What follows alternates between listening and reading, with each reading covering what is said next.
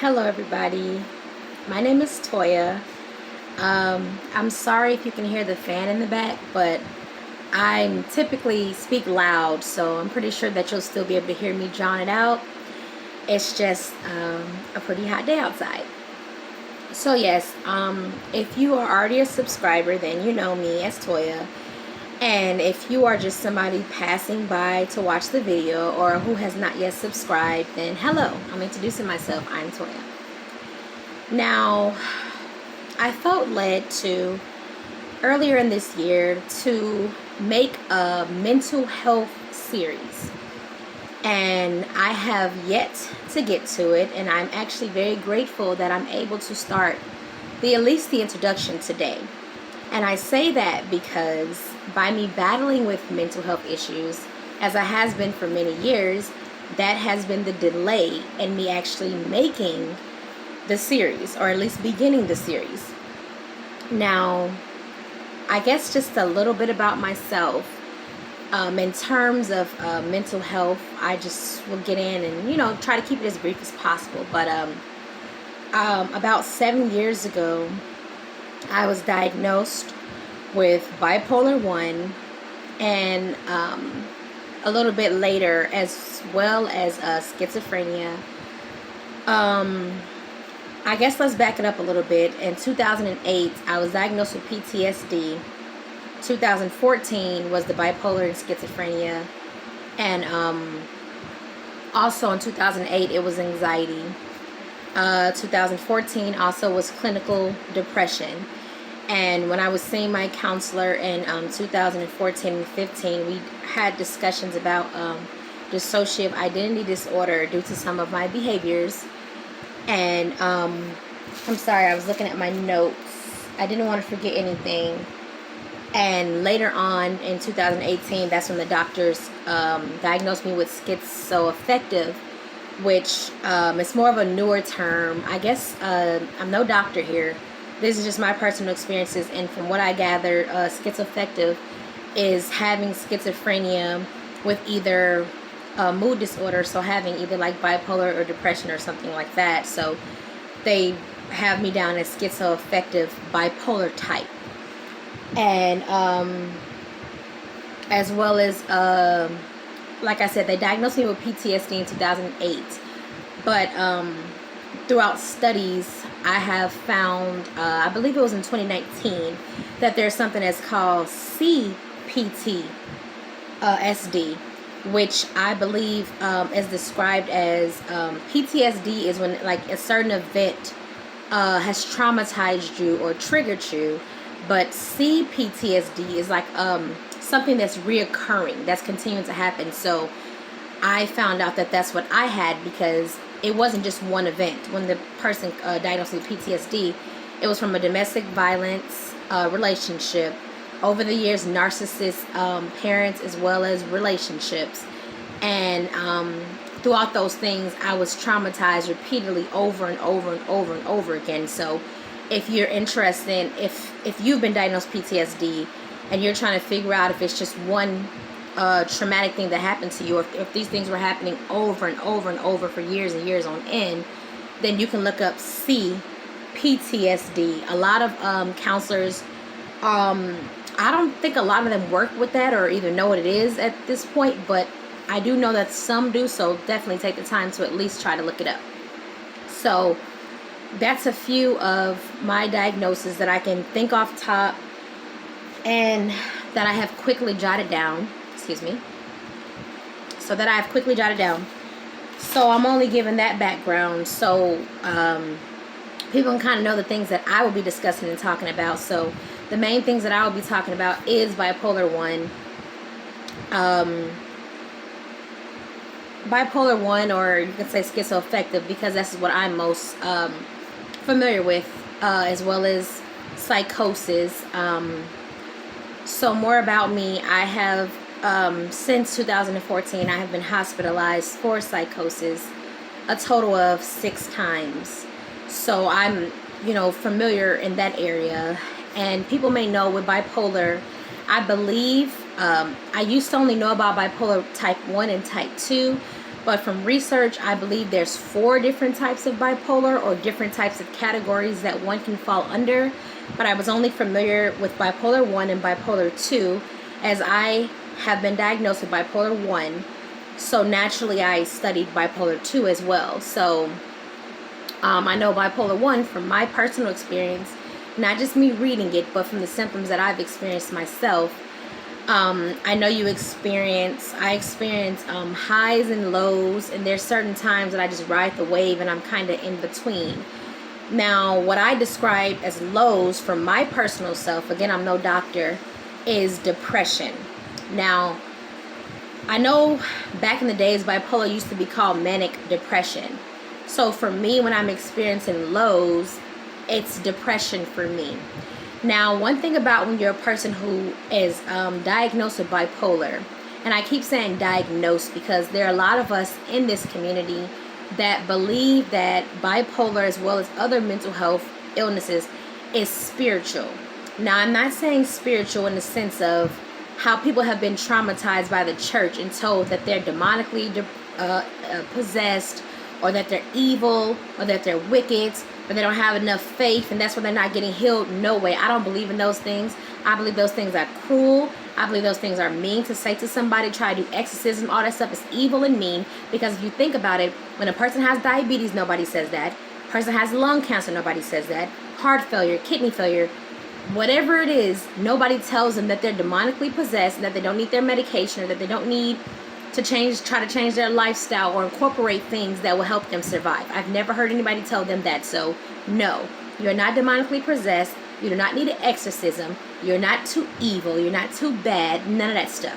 What I say spiritual is because if you actually have been diagnosed with bipolar, schizophrenia, or any of these other mental illnesses, you yourself may have experienced spiritual things, especially while you were in mania, or if you ended up slipping into psychosis at some point in time in your life.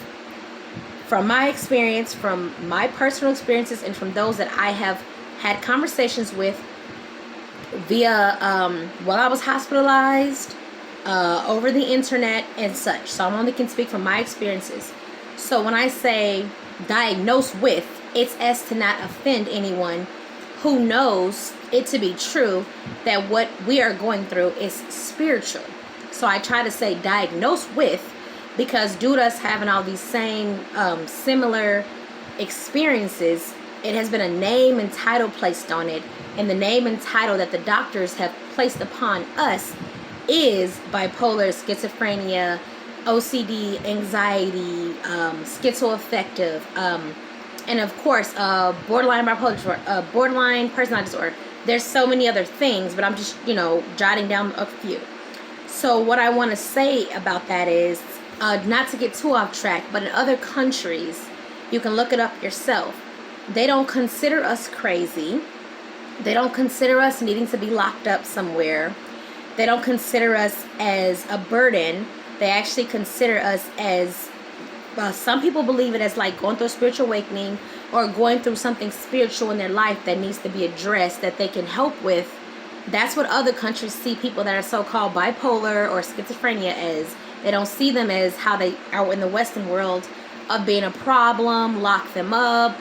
They don't see it that way. So that's why I just want to put that out there, that I'm in no way saying that it's not spiritual for those who truly, from their own personal experiences, believe that it's spiritual versus what the doctors are saying that something is wrong with them. I can only speak on my own experiences.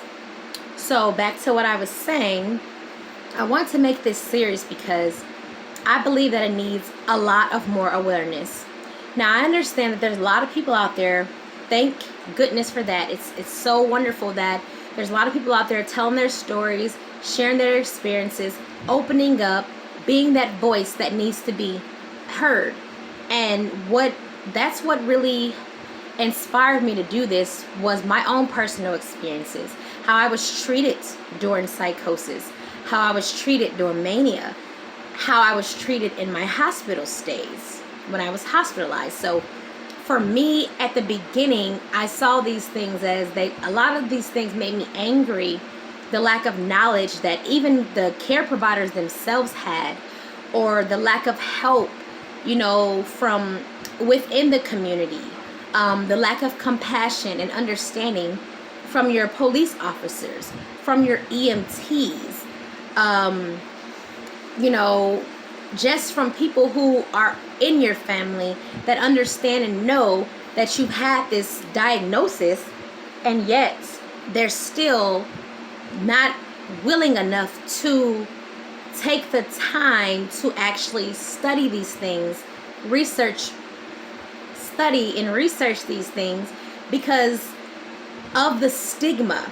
That's what I'm trying to say. That's the word. To break the stigma around these things.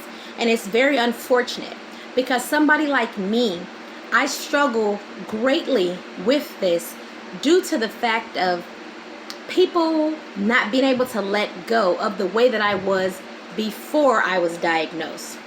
The way that I was before I was diagnosed, if people who knew me, they knew me as super independent, super life of the party, super bright, you know, never having a problem. And it's not that I never had a problem. Let's not mistake that. It's just that I wore it very well. And what I mean by that is I was not one to wear my emotions on my sleeve. Yes, I am an empath, but over the years of me going through so many traumatic things, I learned how to bury my feelings and only let those things out when I was alone or around someone I really trusted. So I taught myself when I'm around others to just be smiling all the time, be happy all the time, be joyous all the time. That's how I was before my diagnosis, you know. So it's like now telling these people, and them actually even seeing with me having to go to the hospital and things like that, they're still in denial because they want to believe you're that same person from before anything ever happened to you. So it's hard to get them to understand. And you're not alone if you've got those comments of, it's all in your head, you know. It's just all in your head, you know. You're making this up. Or, oh, you say you got bipolar? Or you say you got schizophrenia? Oh, me too. We all have that. We're all crazy. And I'm glad I thought about that, because especially, yes, I know mental health is a problem in every single race, in every single culture. I get that. But in the Black community especially, it's like we are expected to always be strong. We're expected to never have a problem. We're expected to never have pain. We're expected to never express ourselves, or to never have any problems or any issues. So therefore, in the Black community, when you try to tell somebody, hey, I'm depressed. Oh, what are you depressed about? You know, you have some people whose families will tell them, you have everything you want, or you have a nice life, or you have a nice job, or you have a nice car, or you have a nice house, whatever the case may be. That's the first kind of responses that they would get. Instead of them actually taking the time to say, well, let me try to find you some kind of maybe somebody that you can talk to. It doesn't always have to be a professional doctor, but for the most part, when it's dealing with mental health, you should try to find somebody who specializes in that, of course, so that they can help you. And another thing that people need to understand is, if you don't understand bipolar, depression, anxiety, schizophrenia, all that stuff, you should be willing to actually go to the counseling sessions with your loved one. Because us being the loved ones, we're not always able to verbalize and express exactly what we're going through, especially when you're going through a phase of mania or a phase of depression. You know, you very rarely, I can't speak for everybody, but very rarely people get on that constant, you know, level kind of in the middle. And people don't understand about bipolar disorder is that, what I meant to say earlier is, the depression isn't just like how a person would think, oh, I'm just sad. But bipolar, everything is extreme and not on purpose. Like, again, it's the way the brain is functioning. It's the things that, the chemicals that the brain is releasing and the lack thereof. Which means how a person's brain may release certain chemicals, certain things, certain sensory things telling you what to do, not to do. It's like the brain is either doing too much of that, like doing mania and psychosis, or not enough of that, withdrawing that, which is when you go into the depression. That's the best way I can describe it. So it's really rude to tell somebody who is bipolar to just get out of it, get over it, snap over it, because It's the same way as somebody breaking their leg or their leg being sawed in half, and you're telling them just get up and walk on top of that leg. So it's a lot of stigma around mental health because it's a silent illness. And I'm sorry. Oh, I'm sorry. Yeah, I say silent because you guys can't see it. Since you can't see inside my brain, and if I was to get a CAT scan or something, you'll be able to see a brain scan. You'll be able to see the difference in my brain and the so-called normal brain.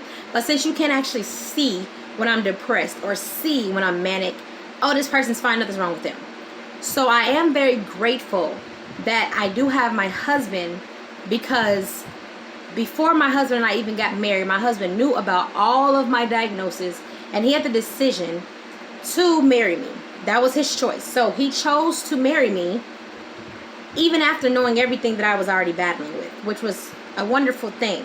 And it took the time and still takes the time to study and learn more and more about the conditions so that he can be of assistance. And every time with the hospital and stuff, my husband has been my advocate to speak for me, to let them know what I have, to let them know, you know, everything that voice for me that I can't be during those times.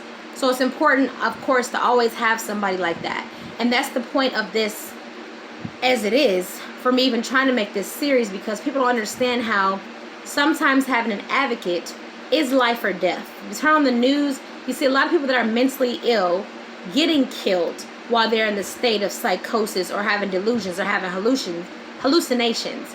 And they're getting killed because they can't speak for themselves. They can't let somebody know, hey, right now I'm not in my right mind. Hey, right now I'm not doing okay. Hey, right now I'm extremely depressed. I can't speak to you. Or I'm in mania, or I'm in psychosis, or I don't even know what day it is. So it's extremely important to have that person to be that voice for you. If you don't have a husband, or if you don't have a wife, or you don't have somebody, whether it's your mother, your father, your sister, your brother, someone who really loves you has to go to these counselings with you or study with you. Or now that we have the internet, you can find videos for them, teach them, educate them. And if you don't have anybody in your family, find a good friend, find a good counselor that you can have, that you can always call no matter what time of day or night, to try to advocate for you in these situations, because it's very serious.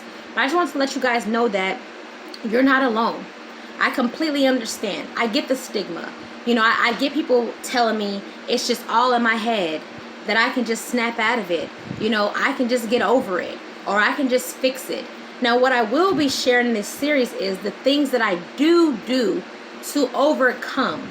Now, no, I'm not saying that I've cured anything, but these are the things that I do to try to make my life easier, especially during depression.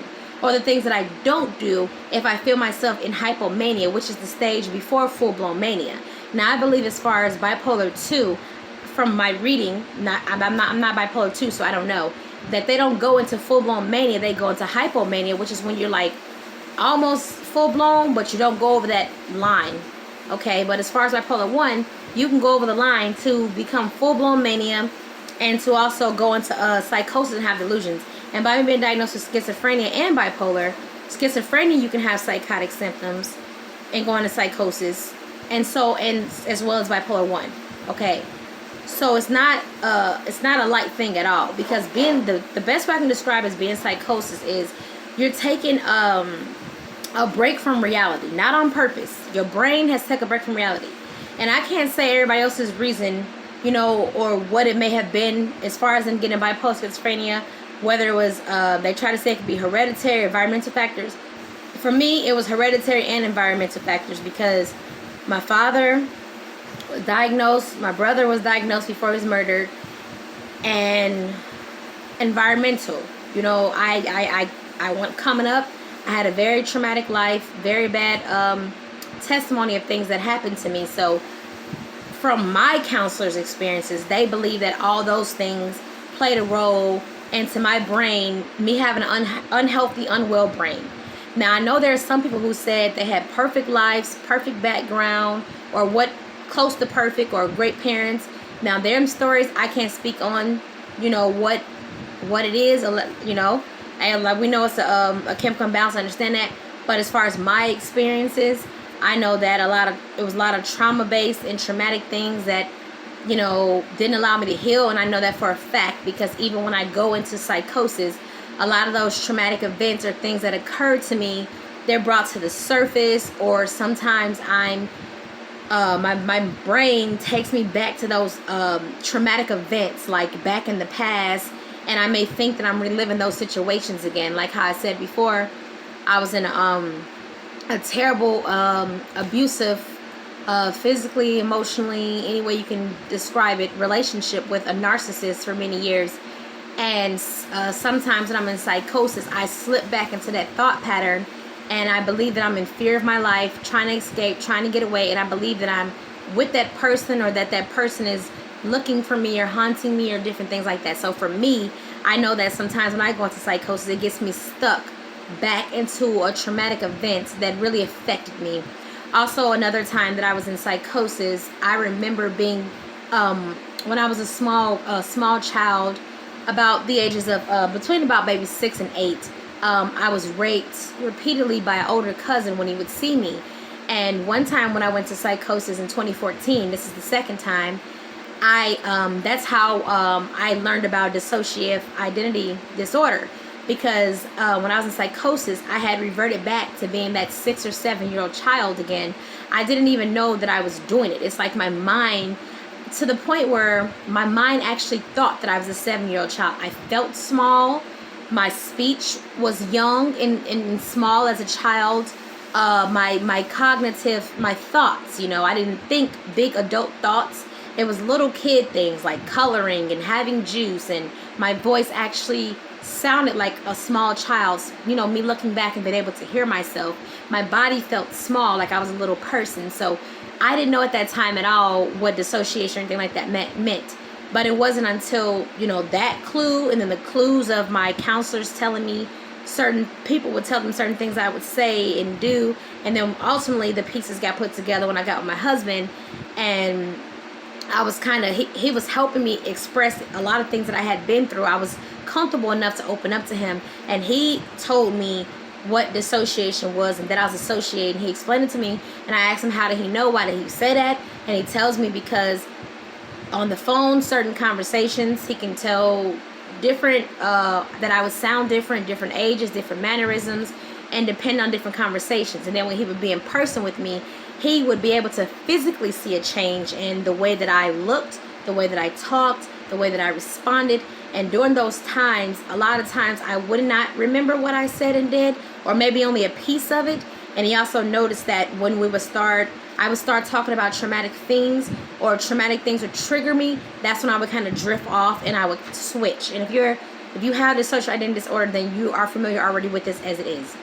So I would just, I want to talk about those things and let people know how important it is, because a lot of people in the Black community, they feel like, oh, mental health is a white person's thing. No. Actually, there are a lot of people in the Black community that have mental illness, but it goes unnoticed because of things like that. I have a friend who's battling something right now, and her family says things like, you're faking, you're making this up. And the saddest thing about mental health is that if you've known us your entire life and you see we're now doing things that are out of our character, that are not the same as we always have, if you know us to have been always working, because one thing about bipolar people, a lot of them, before diagnosis, they were overachievers. I'm still an overachiever.